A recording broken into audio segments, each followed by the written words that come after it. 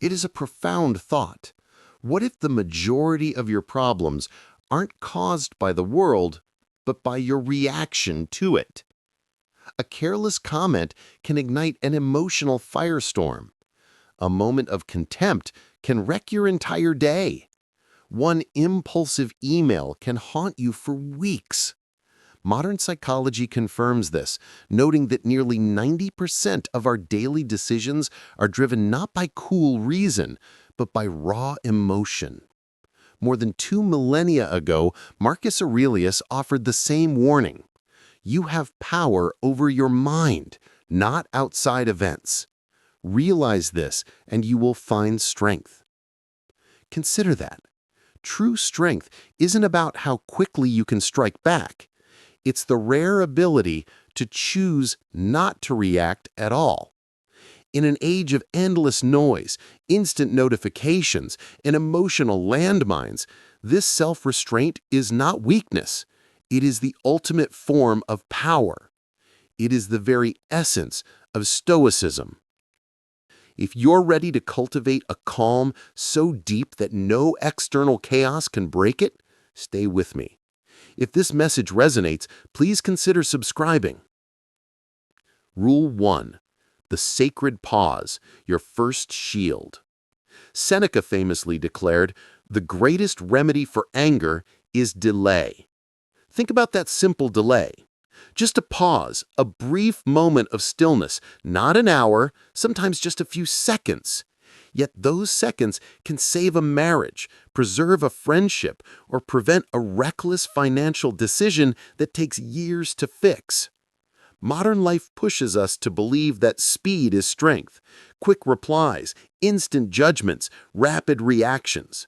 But speed without wisdom is merely chaos in motion. The pause is not a retreat. It is the hidden shield of the strong. Imagine two leaders facing devastating news, stocks plummeting, headlines attacking. The first, untrained, reacts instantly with defensive words and angry statements, making fear-driven decisions. The result? Trust collapses and the damage spirals. The second leader, however, takes the pause.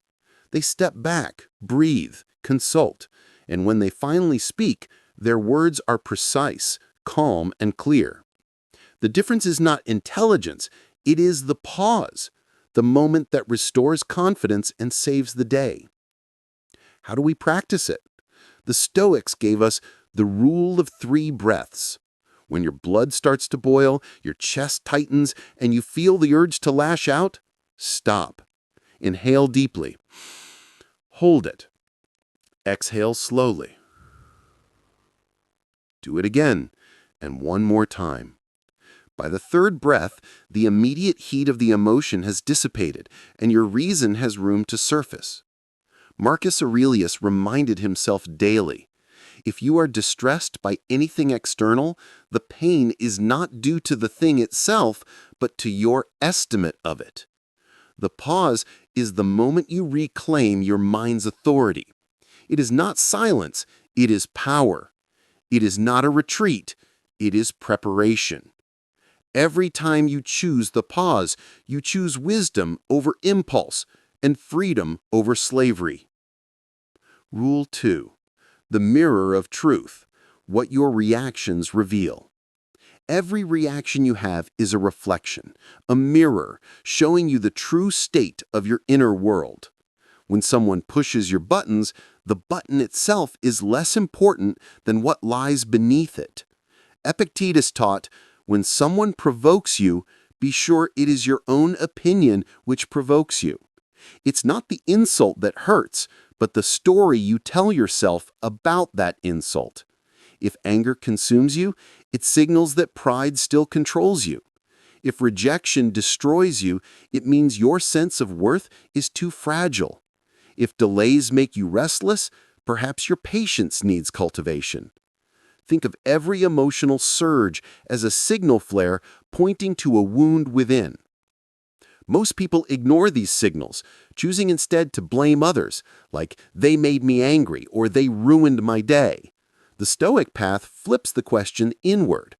Why did I give them that power? The shift is this. Instead of being ashamed of your reactions, you study them. Your anger tells you your ego is too loud. Your fear whispers that your self-trust is too small. Your sadness reveals something you value is unguarded. These are not curses, they are invitations to grow. The next time you feel provoked, don't rush to fight back. Ask yourself 3 questions. What exactly am I feeling right now? Why am I feeling it? What truth about me does this reaction reveal? The insult is just a mirror, and the mirror shows you the work you still need to do. Marcus Aurelius stated, "If someone can show me that what I think or do is not right, I will gladly change, for I seek the truth." He saw correction not as an attack, but as feedback. Your reactions are your responsibility, and owning that responsibility is freedom. Once you see your reactions as mirrors, every insult becomes feedback, every delay becomes training, and every conflict becomes a classroom. The mirror of truth may not always flatter you, but it will always set you free. Rule 3. The fortress of inner peace, building unshakable strength. Most people seek peace in fragile external places: money, status, comfort, control. What happens when the money runs out or the praise stops? Their peace crumbles. The Stoics taught a superior way. Peace must not be borrowed from the outside. It must be built like a fortress within yourself, walls of stone that no storm can breach. Marcus Aurelius wrote, "People seek retreats in the country, by the sea, in the mountains, but you can find retreat at any moment within yourself. This is your inner sanctuary, a stronghold in the mind where your calm cannot be stolen." Your mind can be this fortress, but only if you build it on what cannot be taken: your values, your clarity, and your self-control. How do you build it? Discipline of thought. Guard your attention. Stop feeding your mind with outrage and gossip. Feed it with wisdom and reflection. Mastery of desire. The less you need, the less anyone can take from you. True wealth is in needing little, not having much. Courage in adversity. Peace isn't the absence of fear, it's the presence of strength. Choosing courage over panic reinforces your walls. If your peace depends on someone else's respect, their insult will shatter you. If your peace rests on your own dignity and self-control, their words bounce off like arrows against stone. Epictetus put it plainly, "No man is free who is not master of himself." Mastery of self is the ultimate defense. It is a peace that no tyrant, no critic, and no loss can ever take away. Rule 4. Emotional Aikido. Redirecting, not resisting. When most people think of strength, they imagine resistance, fighting back, meeting force with force. But the Stoics, like masters of martial arts, knew a deeper truth. Real strength is often found in redirection. In martial arts like Aikido, the goal is not to clash head-on, but to use the attacker's energy, to flow with it and turn it against their own balance. The same applies to our emotions. Anger, fear, sadness. These are not enemies to be crushed, they are forces to be redirected. Left unchecked, anger poisons judgment. Redirected, it becomes courage, determination, or fuel to fight for justice. Fear can paralyze us, but redirected, it becomes preparation. It makes our senses sharp and makes us ready. Even sadness, when fully embraced, can transform into compassion and empathy. Seneca reminded us that we are more often frightened than hurt, and we suffer more in imagination than in reality. This means the raw energy of emotion is only destructive when left undirected. How do you practice emotional Aikido? 1. Name the emotion. Clearly say to yourself, "This is anger," or "This is fear." Naming it takes away its immediate grip. 2. Feel the energy. Notice where the energy of the emotion lives in your body: fire, tension, weight. 3. Redirect it. Turn anger into fuel for self-improvement. Turn fear into a checklist for preparation. Turn sadness into kindness for someone else who is hurting. This is not suppression, which only makes emotions grow stronger in the shadows. This is transformation. Marcus Aurelius wrote, "The best revenge is not to be like your enemy." That is redirection, refusing to mirror their negativity and instead rising above it. Like water flowing around a rock, you can shape your life if you learn to redirect your emotions instead of resisting them. Rule 5. The Phoenix Principle, rising stronger from every fall. Life will break you. That's not pessimism, it's reality. There will be losses, betrayals, and failures that shake you.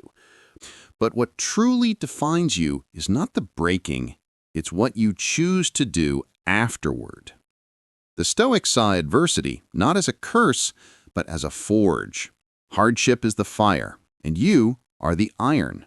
You can emerge sharper, stronger, and more resilient if you choose to rise. Marcus Aurelius taught, "The impediment to action advances action."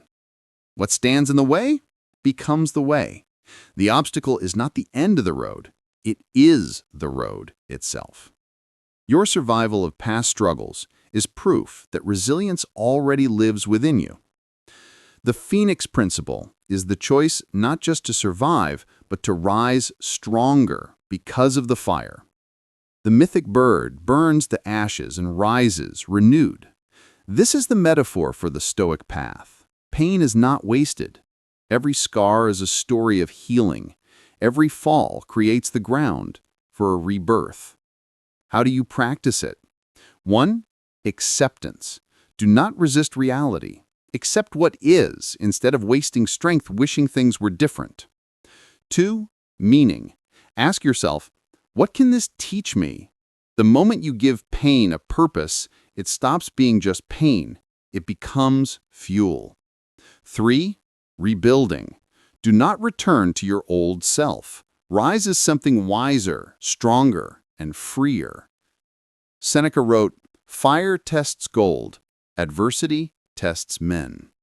The fire may burn, but it also purifies, clearing away what is weak so that what is strong can remain. The Stoics transformed grief into wisdom and weakness into strength. Every obstacle is not the end, it is the beginning of your next rise.